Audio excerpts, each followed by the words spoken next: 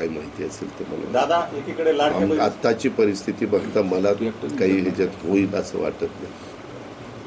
दादा एकीकडे लाडक्या बहिणीसाठी योजना राबवत आहे, परंतु दुसरीकडे बँकांमध्ये खाते उघडण्यासाठी आणि KYC करण्यासाठी लांबच लांब रांगा लावाव्या लागतात. दररोज सकाळी महिला बँकांच्या दारात जाऊन बसतात, संध्याकाळपर्यंत त्यांचे KYC होत नाही. तर यासाठी काही बँकांच्या अधिकाऱ्यांशी किंवा बँकांच्या अधिकाऱ्यांना मुख्यमंत्र्यांच्या स्तरावर मुख्यमंत्र्यांनी सूचना दिलेल्या आहेत.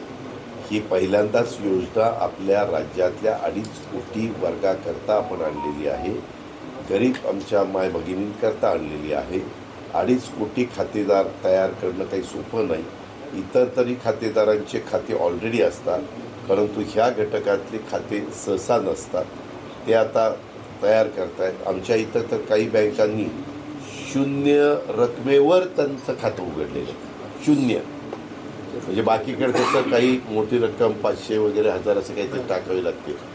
तसं तो इतका गरीब वर्ग आहे. या पद्धतीने आम्ही चाललो. दादा उद्धव ठाकरेंनी उत्तर केलं. आम्ही पण ती न्यूज ऐकतो आणि आमची करमणूक होती. तर काय करणार, काही लोकशाहीमध्ये प्रत्येकाला बोलण्याचा अधिकार आहेच ना. आता वेगवेगळे अफवा उठतात.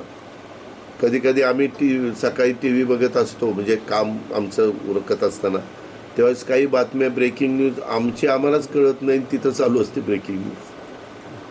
ह्याच्यात एवढं देखील तथ्य नाहीये. तिसरी आघाडी होईल. इव्हन चौथी पण प्रकाश आंबेडकर साहेब पण काय वंचित आघाडी करतायतच. त्यांचे उमेदवार त्यांनी काही जाहीर केले. राज्यात देश विदेशातील प्रत्येक घडामोडींचे लाईव्ह अपडेट मिळवण्यासाठी आता साम टीव्हीच्या सर्व सोशल मीडिया प्लॅटफॉर्मला लाईक, फॉलो आणि सबस्क्राईब करा.